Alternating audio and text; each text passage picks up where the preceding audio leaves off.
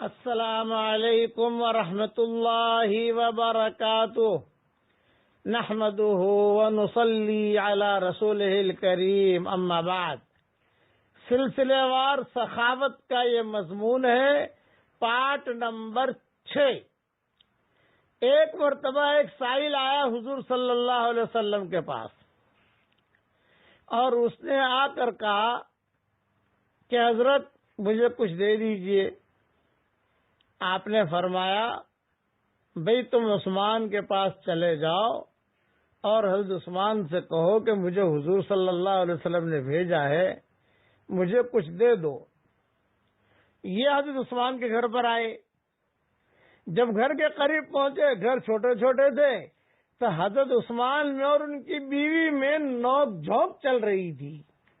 نوک جھونک کا مطلب دونوں میاں بیوی ٹکرا رہے تھے کسی مسئلے میں، جیسے میاں بیوی میں ٹکراؤ ہو جاتا ہے نا، کبھی کبھی یہ ہوتا ہے کہ کبھی کبھی میاں بیوی میں ٹکراؤ ہوتا ہے۔ آدمی سمجھے گا 100% بیوی جو ہے بہت اچھی ملے، ایسا نہیں ہوتا۔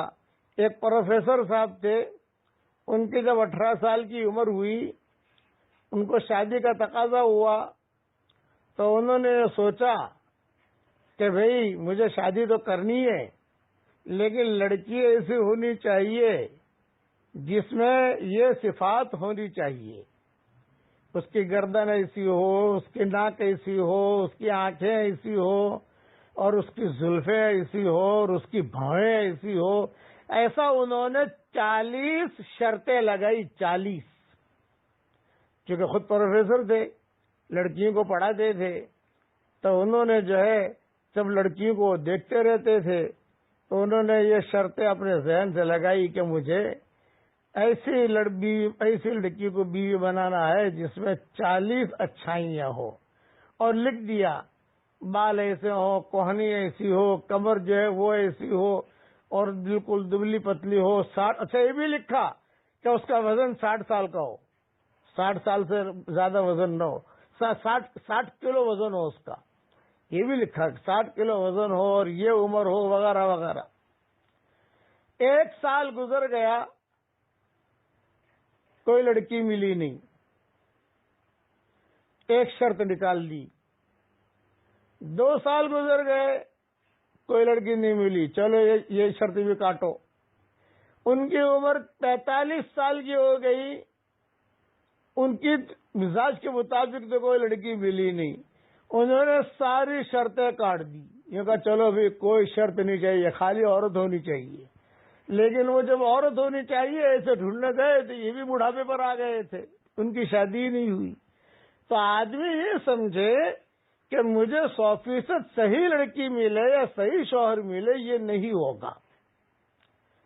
اور دوسرا، شادی بیاہ کے اندر دوربین سے نہیں دیکھا کرتے کہ دوربین سے دیکھو دانت کیسے ہے، ناک میں بال ہیں کہ نہیں ہے، کانوں میں میل تو نہیں ہے، یہ چیزیں شادی میں نہیں دیکھی جاتی، انسان دیکھا جاتا ہے بس۔ اور پھر بھی کبھی کبھار انبن ہوتی ہے۔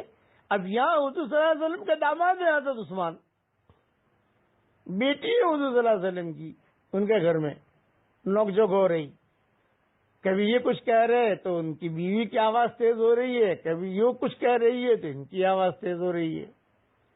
وہ صحابی، اچھا نوک جھوک کس بات پر ہو رہی تھی؟ اتنی بات پر دونوں میاں بیوی میں نوک جھوک ہو رہی تھی کہ حضرت عثمان یہ کہہ رہے تھے کہ یہ چراغ تم نے جلایا ہے تو اس میں جو ڈنڈی ڈالی ہے یا جو بتی ڈالی ہے اس میں، یہ تیل زیادہ پیتی ہے۔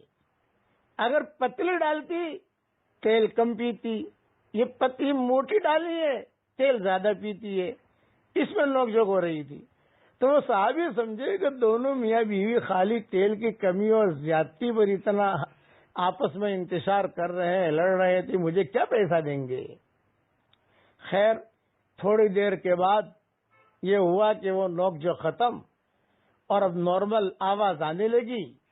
پھر صحابی نے جو دستک کہا، السلام علیکم، السلام علیکم ورحمۃ اللہ وبرکاتہ، زور سے سلام کیا۔ یہاں زور سے سلام کیا تو حضرت عثمان باہر آئے۔ ہاں بولیے کیا کام ہے؟ یہ کہا ایک جملہ کہا، انی رسول اللہ علیکم، میں اللہ کا رسول کا بھیجا ہوا ہوں تمہارے پاس، مجھے کچھ دے دو۔ حضرت عثمان نے کہا کہ واہ واہ، اہلان سہلان، مرحبا مرحبا مرحبا، بہت خوشی ہوئی، بہت خوشی ہوئی، بہت خوشی ہوئی، ٹھہر جائیے ٹھہر جائیے۔ اندر گئے اور اندر جا کر سونے سے بھری ہوئی تھیلی لا کر دی، جاؤ لے جاؤ۔ تو صاحب نے کھڑے ہو کر پوچھا، یوں کہا کہ بھائی معاف کرنا، آپ دونوں میاں بیوی کی بات میں نے سنی تھی، ایک معمولی تیل کی کمی اور زیادتی پر تم دونوں جو ہے بحث کر رہے تھے، تو میرے دل میں بدگمانی ہوئی کہ آپ مجھے کیا دو گے؟ تو وہاں تو میاں بیوی میں اتنی معمولی سی چیز میں نوک جھوک ہو رہی تھی، اور یہاں اپنے سونے سے بھری ہوئی تھیلی دے دیے، کیا ماجرا ہے؟ حضرت عثمان نے جواب دیا کہ دیکھو، اپنی ضرورت پر ہم کم سے کم لگاتے ہیں اور دوسروں کو ضرورت پر دل کھول کے لگاتے ہیں، اور تم کو میں نے جو دیا ہے تو تمہارے ہاتھ میں بعد میں گیا ہے، اللہ کے ہاتھ میں پہلے پہنچا ہے، اب یہ اللہ کے یہاں سے میں اس کا بدلہ لوں گا۔ یہ ہے اپنے ضرورتوں پر کم سے کم، دوسروں کی ضرورتوں پر زیادہ سے زیادہ، اس چیز کا خیال رکھیے گا۔ اب اسے بقیہ تفصیل انشاءاللہ کل بھی عرض کروں گا۔ اب پڑھ لیجئے میرے ساتھ، ایاک نعبد و ایاک نستعین، ایاک نعبد و ایاک نستعین، یہ پڑھتے رہنا چاہیے۔ علماء نے لکھا ہے جو بہت پریشان حال ہو، عشاء کی نماز کے بعد 100 مرتبہ اس کو پڑھ کر دعا مانگے گا تو اللہ اس کی دعا قبول کرے گا۔ ایاک نعبد و ایاک نستعین، ایاک نعبد و ایاک نستعین۔ اللہ تعالی ہم سب کی پریشانیوں کو دور فرمائے اور ہمیں زیادہ سے زیادہ اللہ کے راستے میں خرچ کرنے کی اللہ ہمیں توفیق عطا فرمائے، آمین۔ السلام علیکم ورحمۃ اللہ وبرکاتہ، وآخر دعوانا ان الحمد للہ۔